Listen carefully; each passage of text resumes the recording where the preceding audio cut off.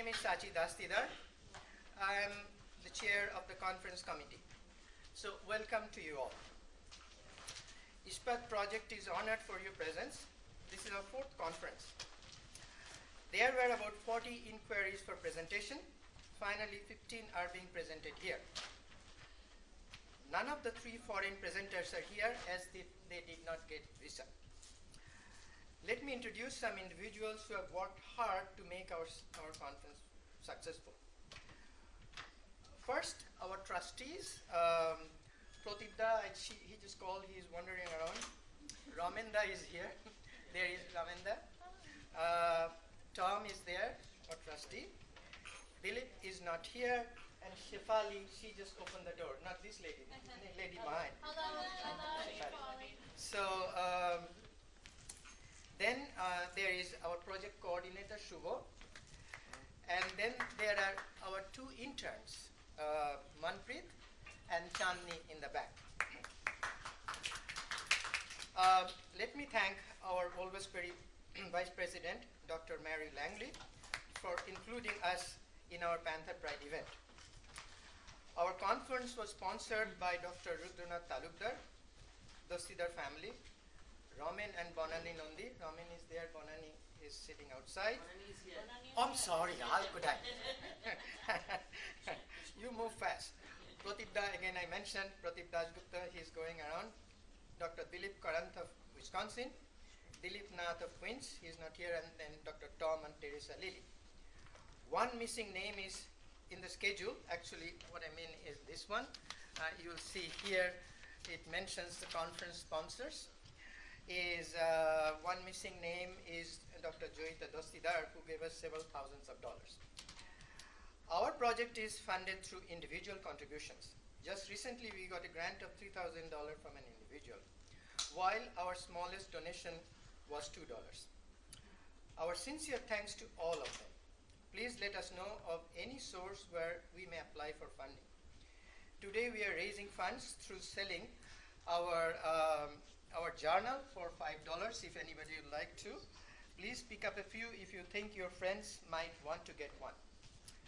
Donation to ISPaD is tax exempt. I thank you all for supporting ISPaD. We are releasing our second journal today. This one. Sorry for stealing from you. Papers came from India, Pakistan, Bangladesh, and the US. There were a few more, but didn't come back to us on time with editorial changes. There are 10 articles in the journal. 19 individuals or groups have sponsored the journal. You'll see in the back their name. Please forgive me for not reading these names, their names. We can't thank them enough. Few of them are present here. Please accept our pranam greetings. We had cancelled the presentation of Shubho and me to accommodate a paper. Now I know that we are back on. Last night the person calls and says, well, cannot come. So there are some who wanted to speak impromptu. I am very sorry that we could not accommodate them. But please speak up during question and answer. Panel chairs, please do take note. No, people just wanted to give speech. I said, no, that's not right. You know. I will be failing ISPaD if I do not thank Attorney Kormokar. Again, he is also the one who called me 5 times. He's somewhere in the, he was in the, last time he was in the campus center. I said, just come across. I hope he is coming right. With open arms, he invited ISPaD to meet at the building of the law offices of Ashok Kormokar. That office is on 143rd Street and Hillside in Queens. Since July, it has been ISPaD's home. What a big heart. Thank you, Mr. Ashok Babu. With that said, we would like to invite Mr. Pavitra Chaudhary to give us a brief keynote speech. Mr. Chaudhary wears many hats in the New York, Indian, Bengali, and Hindu communities. He is a former editor of New York Bengali monthly paper, Udayan, and now edits India Worldwide and Internet Journal. After that, we will have welcome from Dr. Langley and then Dr. Barbara Hillary, Dean of Arts and Sciences. After that, we will have award presentation to Dr. Becky Kalmans, who is here. We will also honor Mr. Len Davis, but he will come at 1 o'clock. Please please join us for lunch after the end of our conference across the grass in the campus center atrium. So with that, let me invite Mr. Pavitra Chaudhary.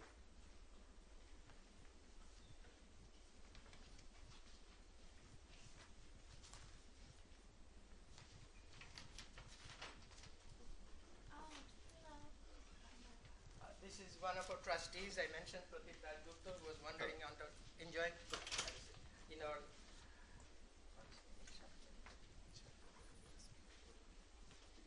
You can see it. You can see it. You can. Sorry. No, just no speaker.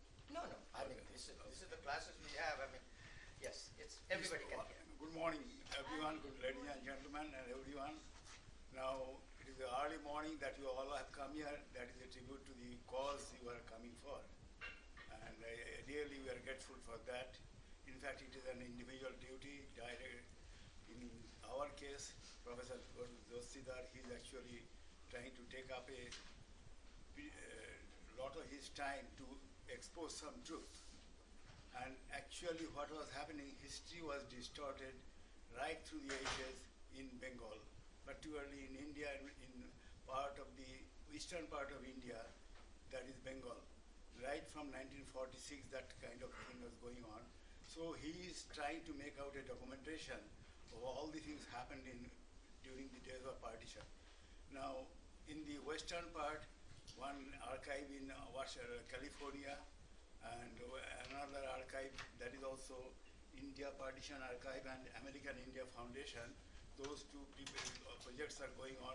They are mostly recording the western, what happened in the Punjab sector of India during partition days. But for eastern part, Professor Dastidar's ISPaD project is the only one.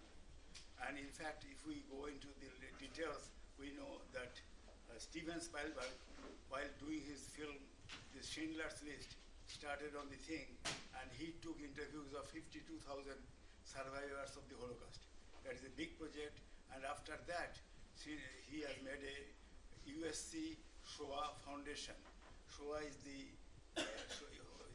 the word for Hebrew word for Holocaust, and that he has done all his research. He has put into a trust and ultimately made a part of University of Southern California Department of Humanities, or like that, a part of foundation, and with some 10 million or 5 million grant from his own pocket, he has started it. But unfortunately, Professor Sikdar is not getting $5 million, I suppose, not even close to that, anything. So we are doing it, he is doing it, and right now, there are a couple of, it is coming in the focus, and there are, in particularly what is happening in Bengal, this thing is coming and again and again. Why the Holocaust Museum was done? Because they want that it never again. That was the whole motto of the Holocaust Museum, that never again. But in case of Bengal or India, what is happening, it is coming back again and again as if it is haunting us.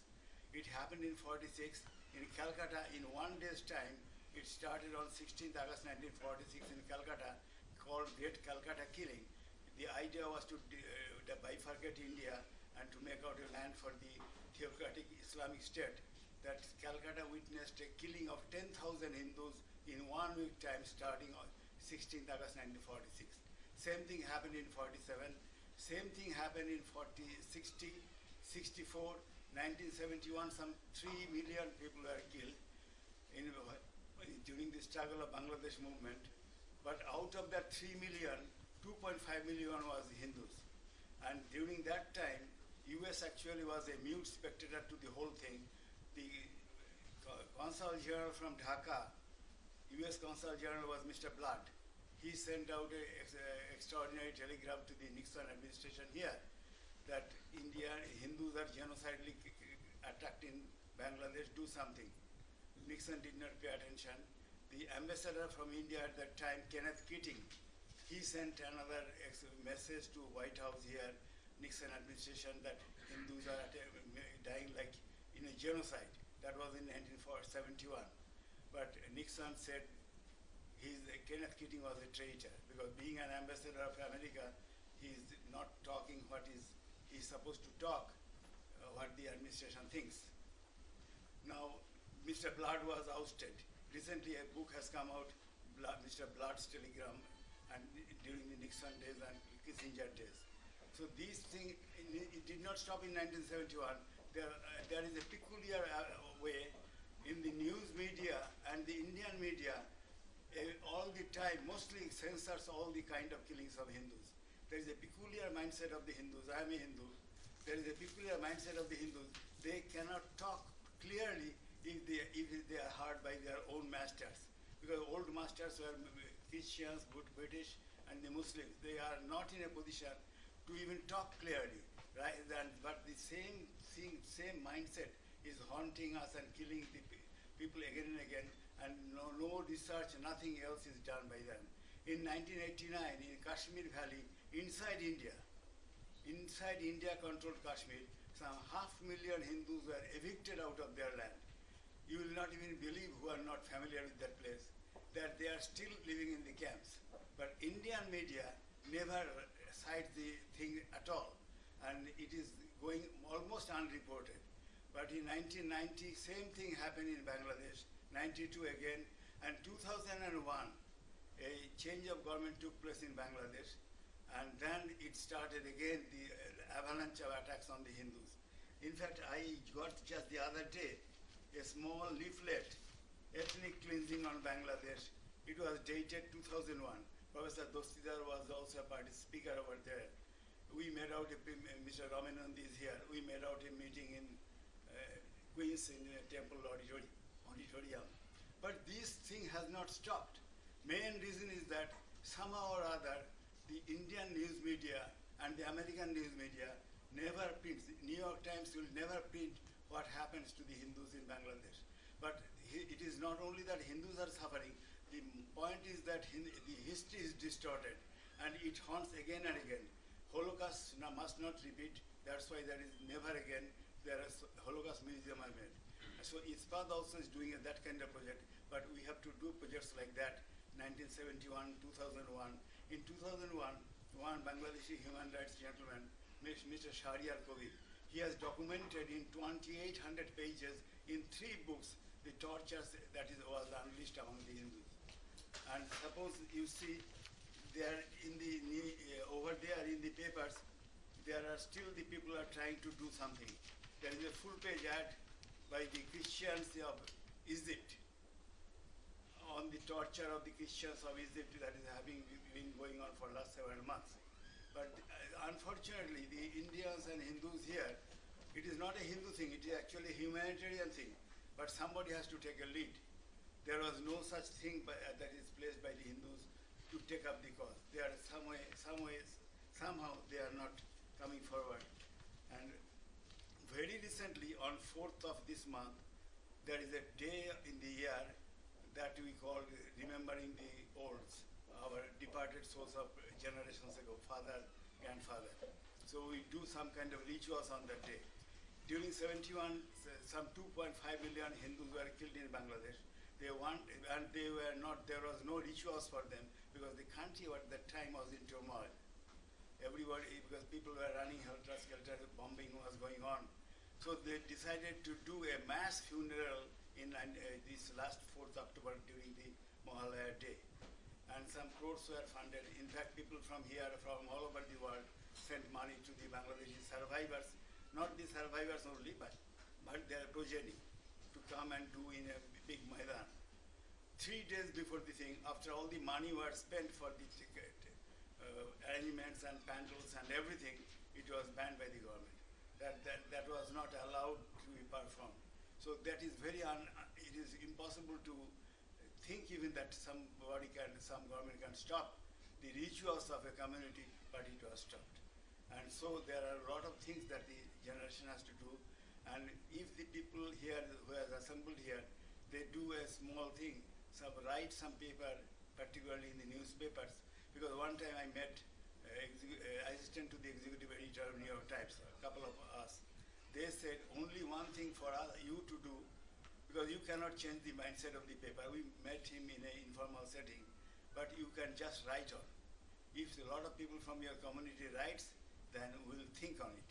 So that is the way. If somebody from our general assembly here keeps on writing on something which where imperfection is going on or where the things are not going properly, if somebody keeps on writing in the newspaper, sometimes they publish and their mindset also change. Thank you very much for listening to me and giving me the chance to talk. Thank you. Namaskar. Thank you. What he mentioned, it's not funeral, it's called memorial. Actually, it's a shraddha, showing respect that Bangladesh for the people who were killed.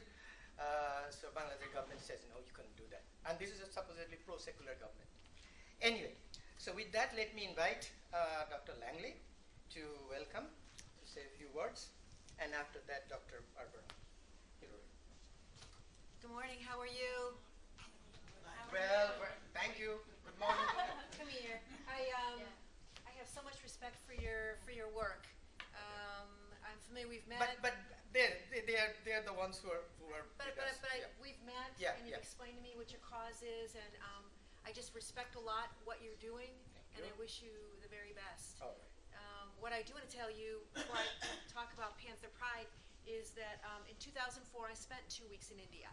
I have a very good friend who married a man named Junius Venugopal, whose name I can pronounce. Look at that. And who I love them both. I love Junius, and she lived in India for 15 years. She's an American girl, but she lived in India for 15 years. She cooks delicious Indian food when I go to visit her.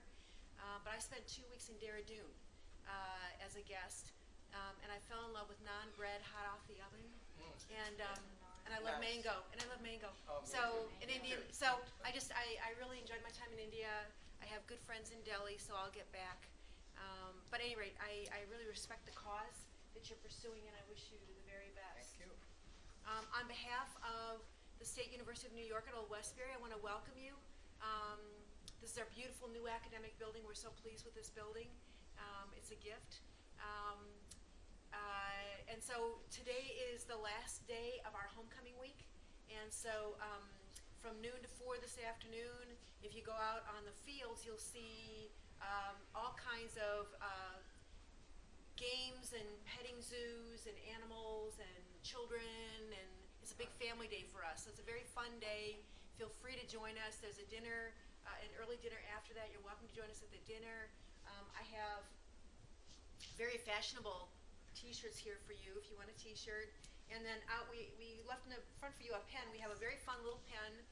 This is our Panther Pride pen, and it's got, see? Is that cool? So, you know, it says Panther Pride Homecoming here, and here is the schedule. So students think this pen is very cool. So you have now one of our cool pens. So, but on behalf of Sunil Westbury, thank you so much for being here, and I wish you a very good day, and I have such respect for the work you're doing.